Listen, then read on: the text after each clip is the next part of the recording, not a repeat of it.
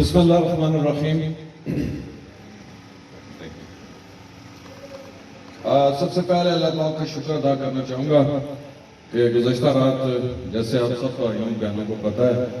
کہ 6.6 سے بھی شاید زیادہ جو ہے وہ ارتھکویک ہمارا یہاں آیا۔ الحمدللہ اللہ پاک کا شکر ہے، اگر یہ 2-3 سکیلز اور بڑھ جاتے تو شاید میں اور آج اس تقریب میں میں اور آپ کو جو ہے وہ موجود نہ ہو سکتے۔ دوسرا میں یہ کہنا چاہوں گا کہ اللہ تعالیٰ کا بڑا ہی فضل و کرم ہے کہ ان آفات سے جن آفات کو ٹیکل کرنے کی شاید ابھی ہمارے اندر صلاحیت موجود نہیں ہے، تو اللہ پاک اس سے ہمیں محفوظ رکھتا ہے، تو اس کے اوپر میرے سمیت آپ سب کو بھی اللہ تعالیٰ کا شکر ادا کرنا ہوگا کہ پلک جھپکتے آپ نے پچھلے دنوں دیکھا ہوگا انتہائی ترقی یافتہ ملک ہمارے ترکی اور پھر ساتھ ہی ساتھ شام میں جب زلزلہ ہوا تو اتنے وسائل ہونے کے باوجود بھی پھر آفات سماوی کے سامنے انسان جو ہے وہ بے بس ہو کے رہ جاتا ہے۔ تو اس کے اوپر جو ہے وہ جس قدر ہم اللہ پاک کا شکر ادا کریں وہ شاید کم ہے۔ میرے انتہائی محترم بھائی مبارک بسمل صاحب، میرے لیے بڑے فخر کا مقام ہے کہ وہ بھی اور میرے بھائی نصیر اختر موجود صاحب بھی یہاں موجود ہیں، کورٹ کی نمائندگی کر رہے ہیں، چونکہ ان کے سبب سے ہی ہمارا یہ سارا آج کا پروگرام جو ہے انعقاد پذیر ہو سکا ہے۔ تو میں اپنے ان دونوں بھائیوں کا شکریہ ادا کرنے کے ساتھ ساتھ میں ایک اور بات پر بھی خوش ہوں کہ آج میرے بھائی مبارک بسمل صاحب کی موجودگی میں مجھے بولنے کا موقع مل رہا ہے۔ میں وسیم مصطفی صاحب کا بھی مشکور ہوں کہ انہوں نے بھی ان کی خدمات کو ریکگنائز کیا۔ میں جب ڈگری کالج کوٹلی میں زیر تعلیم تھا تو اس وقت بسمل صاحب جو ہے وہ ایک بلڈ بینک جو ہے وہ چلایا کرتے تھے۔ تو میں نے جب پہلی دفعہ مجھے اتنا اندازہ نہیں تھا کہ لوگ کسی کو خون بھی دے سکتے ہیں یا دیا جا سکتا ہے، تو جب میں نے بسمل صاحب کا وہ والا بلڈ بینک دیکھا تو اس کے بعد پھر جب یہ والا جذبہ جوش اور کئی دفعہ یہ ہوتا تھا کہ ڈی ایچ کیو میں کوئی ایکسیڈنٹ ہو گیا، کوئی معاملات ہو گئے تو لوگوں کی لائنیں لگ جاتی تھیں، ہر کسی مشکل آسان وقت میں میرے بھائی بسمل صاحب نے وہاں لوگوں کی خدمت کی۔ اور اس کے ساتھ ساتھ میں سمجھتا ہوں کہ ہر انسان دنیا میں کسی کام اور مقصد کے لیے پیدا ہوا ہوتا ہے، تو یہ میرا جو درویش شخص بھائی مبارک بسمل ہے، درویش کا ویسے مطلب یہ ہوتا ہے کہ وہ ایسا شخص جس سے انسانیت کو لوگوں کو نفع ہی نفع ہو۔ تو الحمدللہ ان کی وجہ سے ہمارے ضلع میں نہیں، ہمارے آزاد کشمیر سمیت آپ چونکہ کورٹ سے یہ منسلک ہیں تو پوری دنیا میں ہی انشاءاللہ تعالیٰ لوگوں کو نفع ہوگا۔ تو میں ان کا شکریہ ادا کرتا ہوں کہ یہ یہاں موجود ہے۔ انتہائی محترم میرے دوستوں، بزرگوں، بھائیوں، جب چودھری محمد اختر صاحب کے حوالے سے بات ہوتی ہے تو میری کافی دیر سے ان سے ملاقات ہوئی، اگرچہ پہلے ہو جانی چاہیے تھی، لیکن میں بڑا مشکور ہوں اس شخص کا کہ پچھلے دنوں جب ترکی اور شام میں زلزلہ ہوا تو اس زلزلے میں پھر ان کے ایمبیسیز میں ان کے سفیروں سے جب میں ملاقات کے لیے گیا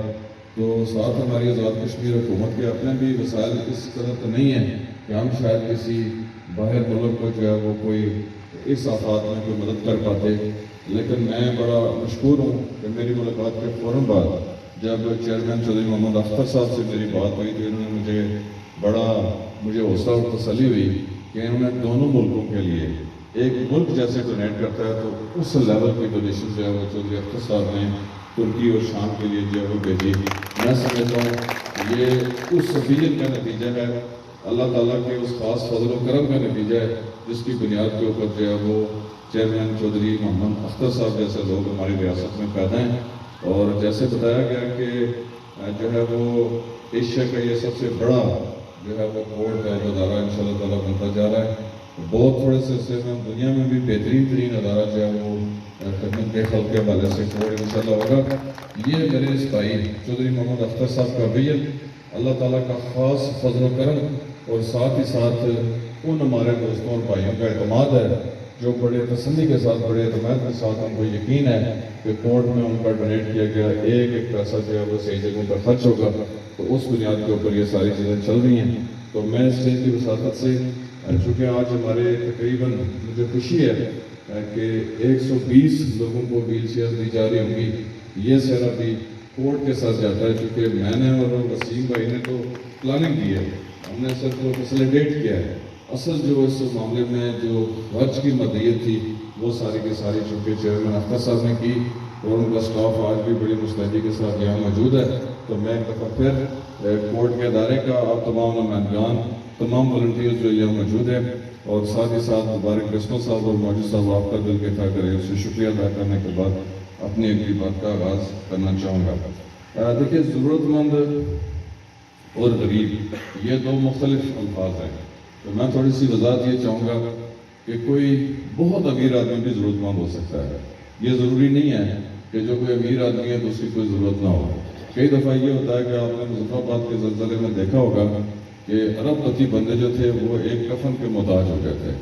وقت ایسا تھا کہ وہ اس ایک کفن کے لیے اپنی شاید آدھی سے زیادہ اور شاید پوری جائیداد میں دینے کو تیار تھے، تو اس وقت ان کو شاید کفن بھی میسر نہیں تھا۔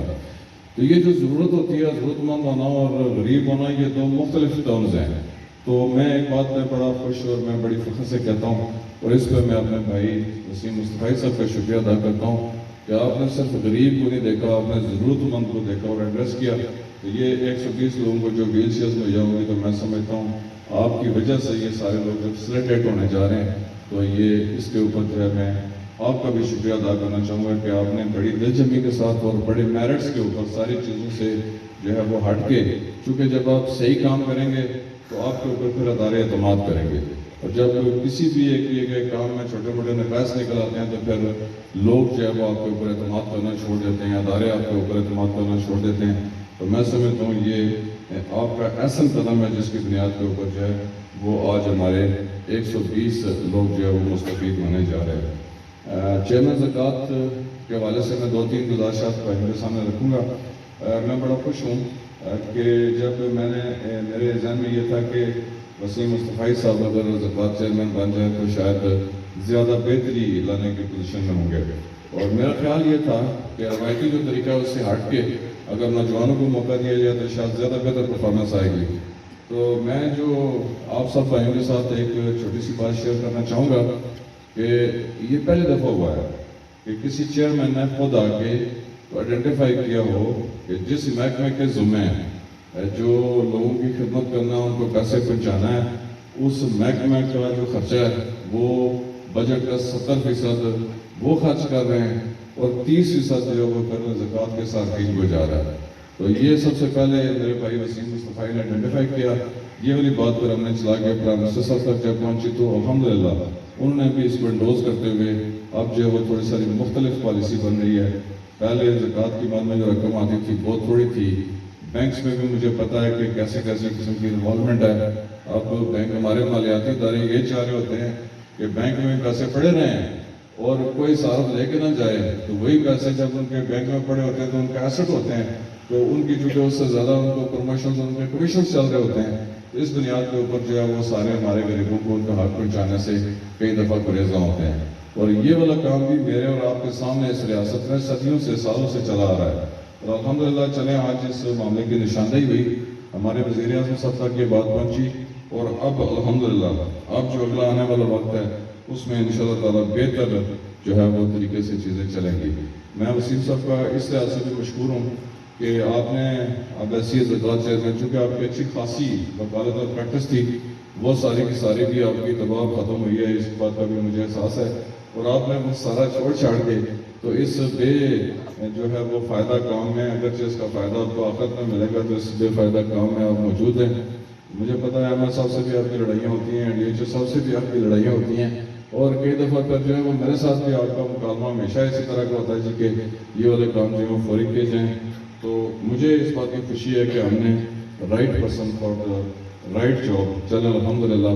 ایک ہمارا جو محکمہ ہے اس کے اوپر جو ہے وہ صحیح آدمی کا انتخاب ہو کے اس میں بہتری لانے کی بھی کوشش کی گئی ہے، اور یہ انشاءاللہ تعالیٰ ریاست جموں کشمیر میں آ جائے گا، یہ مثال بنے گی۔ ساتھ ہی ساتھ انتہائی محترم میرے بھائی پرنسپل ریاض شاہد صاحب یہاں تشریف رکھتے ہیں، آپ کا بھی شکریہ کہ آپ کے توسط سے آج کی تقریب اچھے طریقے سے انعقاد ہو سکی۔ نظر جمیل صاحب موجود ہیں، استاد الاساتذہ پروفیسر ذوالفقار زاہد صاحب بھی ہماری اس تقریب میں موجود ہیں، حاجی محمد علی صاحب کا بھی مشکور ہوں، خصوصاً جو ہیں وہ ہمارے کوٹلی سے آئے مہمان M S Kotli, M S T H Q کھریٹا، اور سب سے بڑھ کے پھر ہمارے ڈی ایچ او صاحب شفیع شاہ صاحب بھی موجود ہیں، آپ کو بھی مشکور ہوں۔ جتنے ہمارے ہیلتھ ورکرز جو ہیں اور جتنے ہمارے سارے اسٹاف کے صحت کے تمام ملازمین یہاں موجود ہیں، آپ کا بھی دل کے تک کرنے سے شکریہ ادا کرتا ہوں کہ آج ہم ایک نئے سفر کا آغاز کرنے جا رہے ہیں. تو اس سلسلے سے مشاورتی اور پریفرل سیشن چونکہ وہ بھی چھوٹا موٹا ہم کوشش کریں گے کہ آج ہو جائے، اس کے اوپر آپ ساروں کی موجودگی بھی میرے لیے باعث فخر ہے. ساتھ ہی ساتھ ہمارے ڈسٹرکٹ کونسلز، وارڈ کونسلز کی بھی تعداد یہاں موجود ہے. آپ سارے دوستوں کی دلچسپی کا بھی بہت بہت شکریہ. آج ورلڈ ٹی وی ڈے بھی منایا جائے گا. مجھے لگتا ہے اس حوالے سے بھی چھوٹی موٹی اویئرنیس تو میرے اسٹیٹ سیکرٹری بھائی نے کوئی کمی کسر نہیں چھوڑی. میں نہیں سمجھتا کہ اس ساری بات کے اوپر بھی کوئی تباہی کروں. 2 سے 3 چھوٹی چھوٹی اور گزارشات ہیں وہ آپ سارے بھائیوں کے سامنے رکھنا چاہوں گا. دیکھیے یہ جو ساری چیزیں ہو رہی ہیں، جتنا بھی کام گنوایا جا رہا ہے کہ جی وزیر صحت نے یہ کیا، چیئرمین زکوٰۃ نے یہ کیا، باقی دیگر تمام ادارہ جات نے یہ کیا، ایم ایس صاحب نے یہ والی انوویشنز کی، یہ سارے کے سارے جو کام ہیں ان کے پیچھے ایک چیز کار فرمایا، اور وہ چیز جو کار فرمایا وہ آپ کا ووٹ ہے. اگر آپ لوگ مجھے ووٹ نہ دیتے تو شاید مجھے یہ طاقت نہ ملتی کہ میں آج جتنی بھی انوویشنز کرنے میں کامیاب ہوں، شاید میں یہ نہ کر پاتا. اس سے پہلے بھی ہماری جتنی بھی جدوجہد تھی، اس ساری جدوجہد میں بھی جذبہ اور باقی سارے معاملات تو تھے.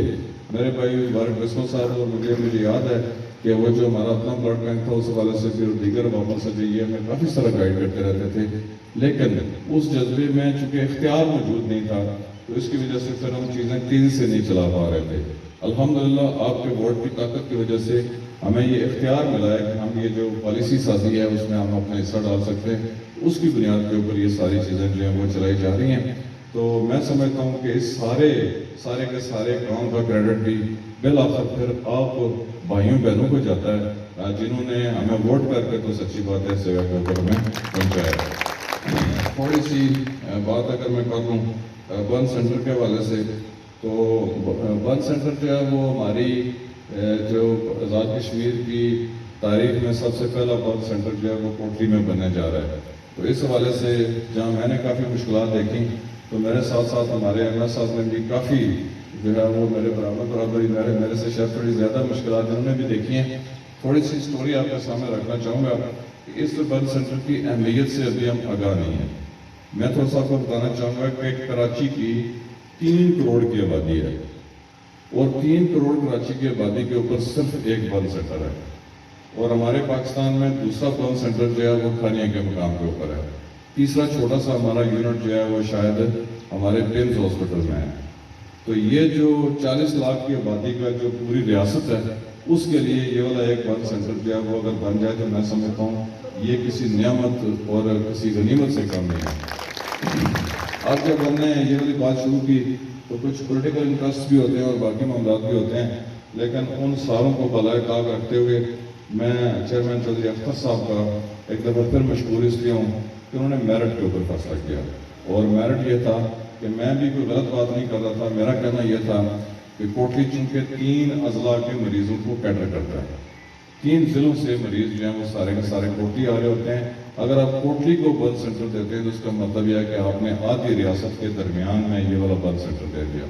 کمال مہربانی کرتے ہوئے انہوں نے کوٹلی کے اہلیان کے اوپر خاص مہربانی کی. اور یہ میں آپ کو بتاؤں کہ انہوں نے 1 سال کے ٹائم سپین میں اس برن سینٹر کو مکمل کر کے تیار کر کے ریڈی کرنا تھا. محکمانہ جتنی بھی رسک ہم لے سکتے تھے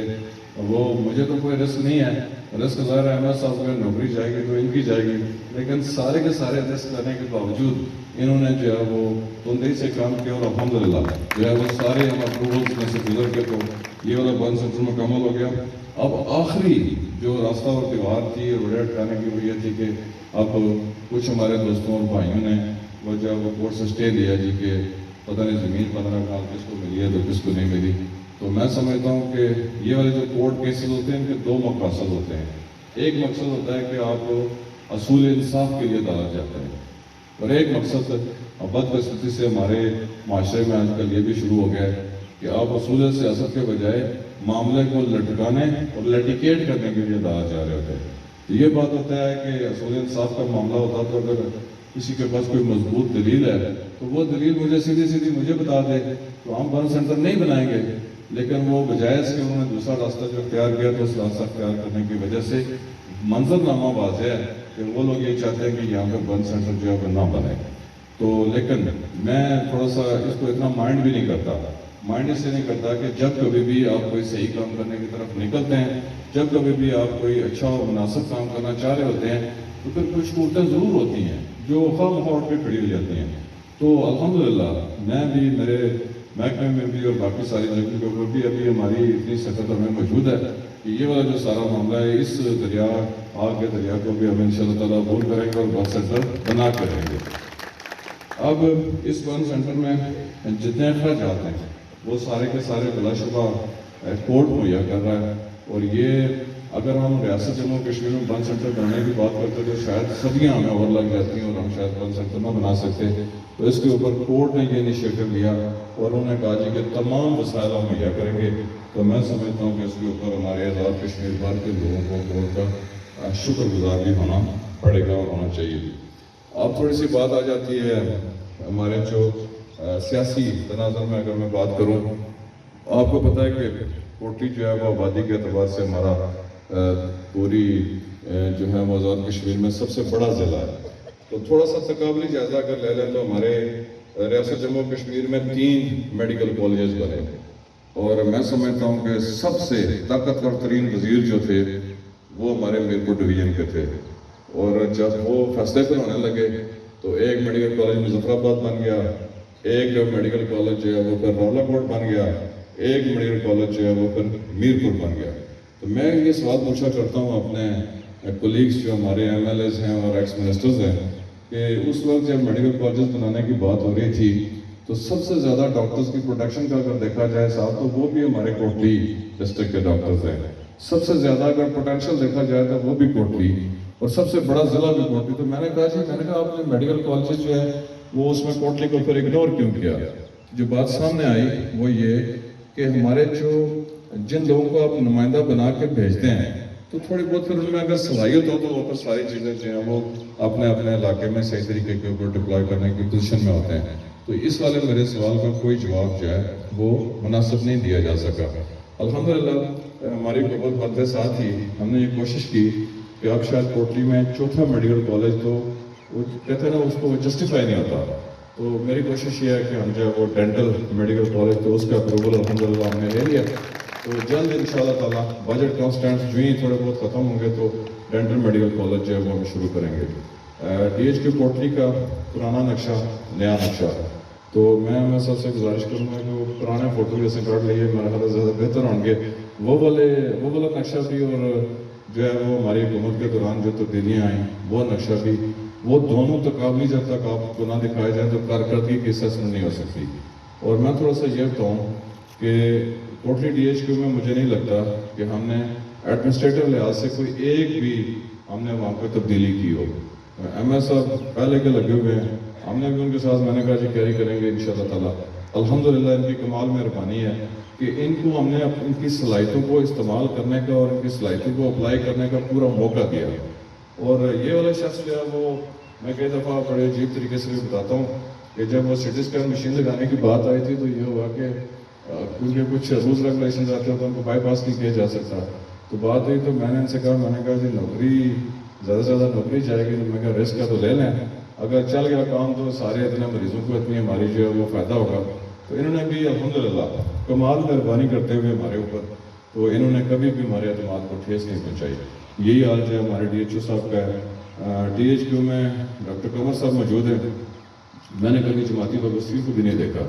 تو جب یہ کام کر رہے ہیں تو میں سمجھتا ہوں پھر بھرپور طریقے سے ان کو ان کی صلاحیتیں بروئے کار لانے کا موقع جب ہم مہیا کریں گے تو پھر اکاؤنٹیبل بھی اس کے بعد ہی ہوں گے. تو لیکن کبھی الحمدللہ میں بڑے فخر سے کہتا ہوں کہ جو ہمارے گورنمنٹل آرڈرز ہوتے تھے الحمدللہ یہ سارے افسران جو ہیں وہ اس کو بھرپور طریقے سے اس کو کیری کرنے میں، اس کی امپلیمنٹیشن میں اپنا پورے کا پورا کردار ادا کرتے ہیں. ڈی ایچ کیو میں مجھے لگتا ہے کہ اگر لگ بھگ ہم حساب کریں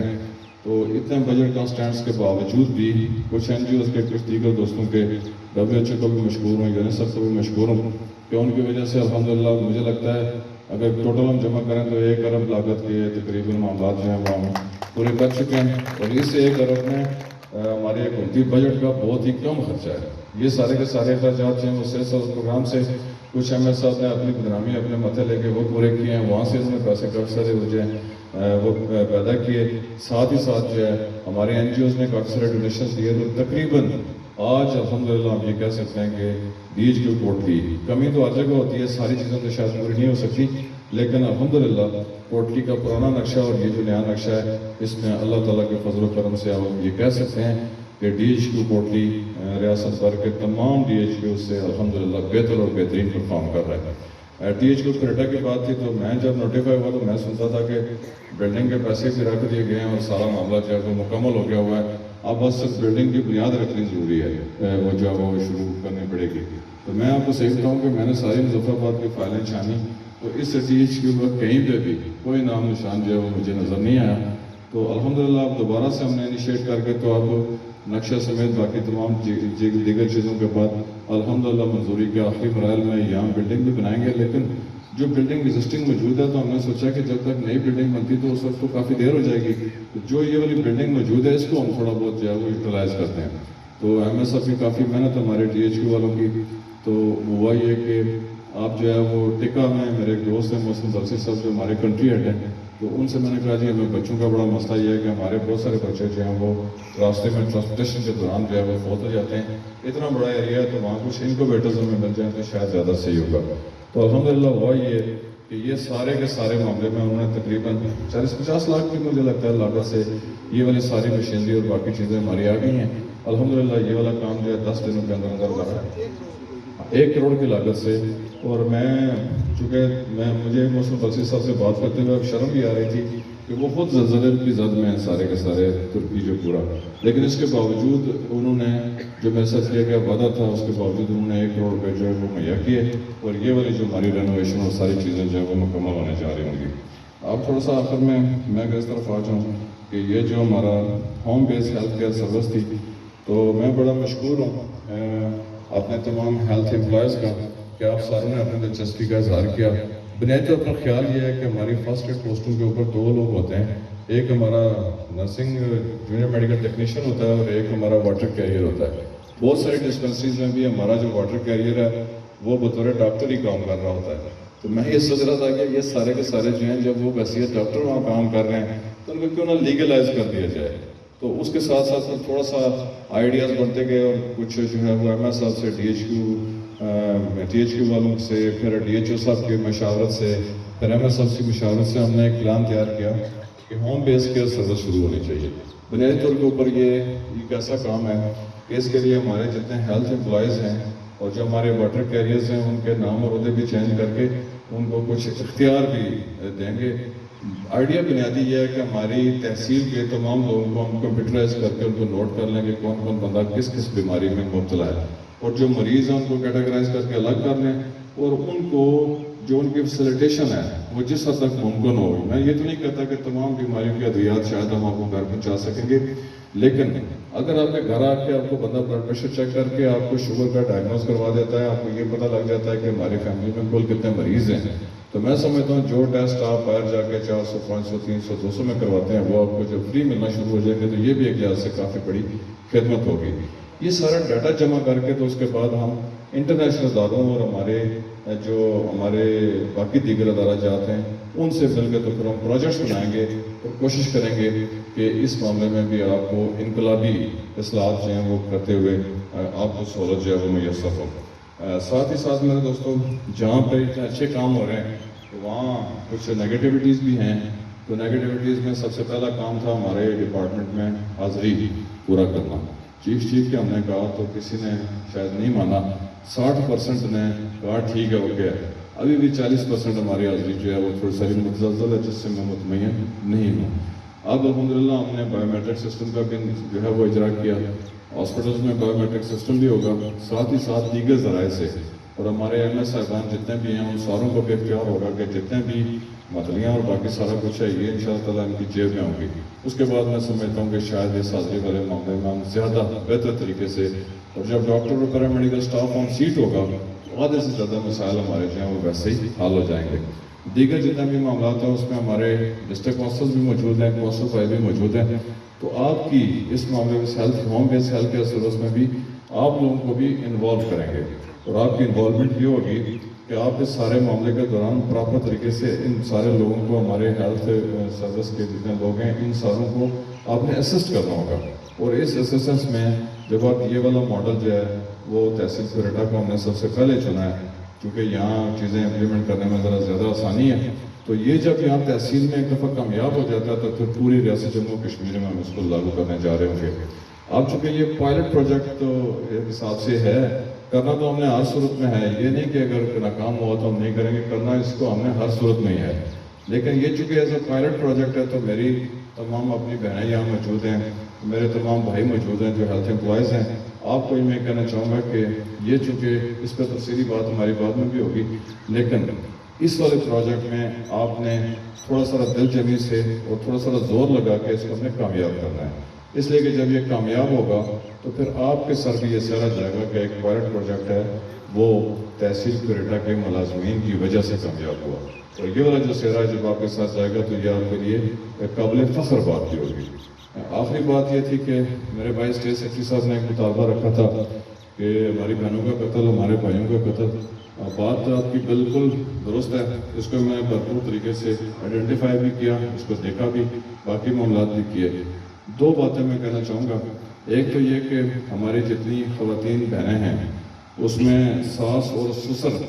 کے ساتھ ساتھ جو ہے ساس اور ماں کا بھی بڑا دخل ہے اس معاملے میں. تو تھوڑا سا ہمیں یہ بھی دیکھنا ہوگا کہ کئی دفعہ وہ ہماری خواتین بہنیں چاہتی ہیں کہ ہمارا ڈائریکٹ سرجری ہو جائے, ہمیں جو ہے وہ ڈیلیوری کی اذیت سے نہ گزرنا پڑے. تو یہ بھی تھوڑا سا ایک ایلیمنٹ ہے. تو اس میں آپ یہ کریں کہ آپ ڈاکٹرز کے رحم و کرم پر اپنے آپ کو چھوڑا کریں, ان کو انڈکٹ نہ کیا کریں. اب اس انڈکشن کے بعد جہاں پھر ڈاکٹرز کی غفلت کی بات ہے, تو میں اپنے بھائی اسٹیٹ سیکرٹری صاحب آپ کے توسط سے اس جگہ کے اوپر تمام بیٹھے ہوئے میرے دوستوں بھائیوں کو میں یہ یقین دلاتا ہوں کہ قتل تو کیا, میں تو کسی مریض کو اف بھی شاید برداشت کرنے کی پوزیشن میں نہیں ہوں. تو یہ قتل سے تو انشاءاللہ تعالیٰ جتنے بھی معاملات ہوئے اس کو ہم پورے طریقے سے نہ صرف انکوائر کر رہے ہیں بلکہ اس کے اوپر جتنی سخت سے سخت تعدیبی کارروائی ہوگی وہ بھی انشاءاللہ کریں گے. لیکن تھوڑا سا یہ اویئرنیس کے لیے میں بتا رہا ہوں, یہ کوئی جسٹیفکیشن نہیں ہے, یہ صرف اویئرنیس کے لیے بتا رہا ہوں کہ ہماری جو ساس اور ماں ہیں ان کو بھی تھوڑا خیال یہ کرنا چاہیے کہ ہم بلا وجہ جو اپنی خواتین ہیں ان کو جو سیزیرینز ہیں, جو بڑے آپریشن ہیں ان کی طرف نہ لے کے جائیں, بلکہ یہ فیصلہ کروانے میں تھوڑی احتیاط برتیں کہ سیزیرین جو ہے وہ کروانا بھی چاہیے یا نہیں کروانا چاہیے. تو اس حوالے سے کافی معتبر قسم کے دیگر پروگرام بھی ہم کوشش کریں گے اپنے ایڈمنسٹریشن کے ساتھ مل کے کہ اس کے اوپر بھی انشاءاللہ تعالیٰ بات ہو اور اس ساری چیزیں جو ہیں وہ ایڈریس ہو جائیں. آخر میں چونکہ ہم آج کا ہمارا وی آئی پی جو ہے وہ ہے جس کو ویل چیئر کی ضرورت ہے, تو آپ سارے وی آئی پیز آپ کو بھی میں شکریہ ادا کرنا چاہوں گا کہ آپ لوگ یہاں موجود رہے, آپ نے بڑی دل جمی کے ساتھ ہماری باتیں سنی. اور تھوڑا سا یہ کہنا چاہوں گا کہ تجاویز جو ہیں وہ آپ کی طرف سے بھی آنی چاہیے. اور میں بحیثیت حکومتی وزیر میں تو سب کو یہ کہتا ہوتا ہوں کہ سب لوگوں کو یہ اختیار حاصل ہے کہ آپ ہمارے کیے گئے کام پر تنقید بھی کریں, آپ ہمارے کیے گئے کام میں نقص بھی نکالیں, لیکن وہ تنقید اور نقص جو ہیں وہ پھر تعمیری ہونے چاہیے. وہ کوئی جو ہے وہ فیصلہ جو ہے وہ آپ کو مشورہ دینا آپ کا حق ہے, لیکن فیصلہ ہمیشہ دلیل کے اوپر ہوگا. اور جس کی دلیل مضبوط ہوگی, آپ کی دلیل مضبوط ہے فیصلہ آپ کا, میری دلیل مضبوط ہے تو فیصلہ پھر میرا ہوگا. میں سارے دوستوں, بزرگوں, بھائیوں اور بہنوں کا شکریہ ادا کرنا چاہوں گا. وسیم مصطفی صاحب کا اس لیے شکریہ کہ میں نہیں محسوس کر رہا تھا کہ اتنے اچھے درجے کا, اتنے لیول کا پروگرام جو ہے وہ آج آپ انعقاد پذیر کروانے جا رہے ہیں. تو آپ نے یہ والا جو کام تھا اس میں جہاں آپ کو اخروی فائدہ تو ہوگا ہی ہوگا, لیکن ساتھ ہی ساتھ دنیاوی فائدے کا بھی آپ میرے لیے بندوبست اور سبب آپ نے بنایا. اس کے اوپر میں آپ کا ایک دفعہ پھر شکریہ ادا کرتے ہوئے کالج کی مینجمنٹ کا بھی شکریہ ادا کرتے ہوئے اجازت چاہوں گا. ہمارا چونکہ نیکسٹ سیشن بھی ہوگا تو اس سیشن میں پھر چلیں ڈاکٹر صاحبان بھی ہمارے موجود ہیں تو ان کے ساتھ ساتھ پھر ہم دوبارہ مخاطب ہوں گے. آپ تمام دوستوں اور بھائیوں کا دل کے تھا کریں سے شکریہ ادا کرتے ہوئے اجازت چاہوں گا. السلام.